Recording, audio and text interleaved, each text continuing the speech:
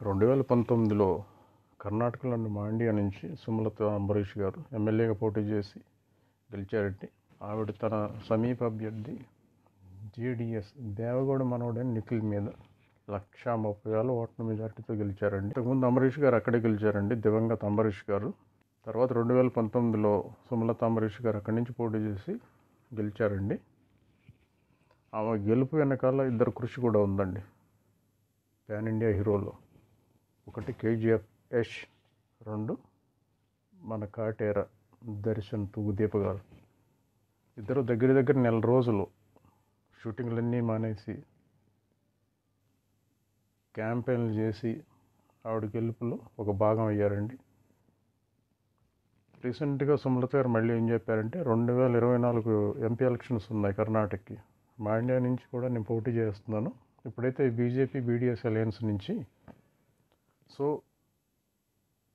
ఇప్పుడు నాకు దర్శన్ ఎస్ వీళ్ళ అవసరం ఉండకపోవచ్చు.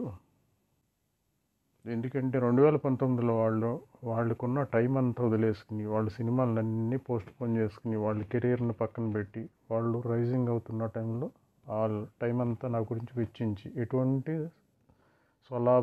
లాభాపేక్ష లేకుండా నిస్వార్థంగా పనిచేశారు. సో ఇప్పుడు బీజేపీతో ఉన్నాను కాబట్టి అవకాశం వాళ్ళకి రాకపోవచ్చు. ఎందుకంటే ఇప్పుడు వాళ్ళు రైజ్ అవుతున్న టైంలో యష్ ఏమో టాక్సిక్ అనే మూవీలో బాగా బిజీ అయిపోయి ఉన్నారండి. మన బాస్ దర్శన్ గారు ఉన్నారు కదా, ఆయన అయితే డెవిల్లో ఇంకా చాలా మూవీస్ ఉన్నాయి. ఈ సంవత్సరం డైరీ అంతా ఫుల్ అయిపోయింది దానికి. ఆ మూవీస్తో బిజీ అయ్యారు కాబట్టి వాళ్ళు బహుశా క్యాంపెయిన్కి రాకపోవచ్చు. 2019లో వాళ్ళకున్న టైం అంతా నాకే స్పెండ్ చేశారు.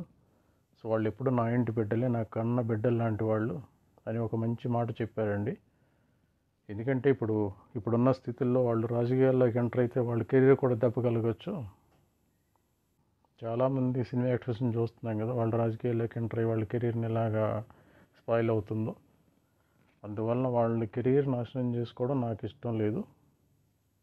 వాళ్ళ రాజకీయాల్లోకి ఎంటర్ అయ్యి వాళ్ళు విలువైన టైంని కూడా వేస్ట్ చేసుకోవడం నాకు ఇంకా ఇష్టం లేదు. ఒకవేళ వాళ్ళు కనుక వస్తే కనుక నేను ఇప్పుడు వెల్కమ్ చెప్తాను. వాళ్ళిద్దరు నా ఇంటి బిడ్డలు అన్నారండి.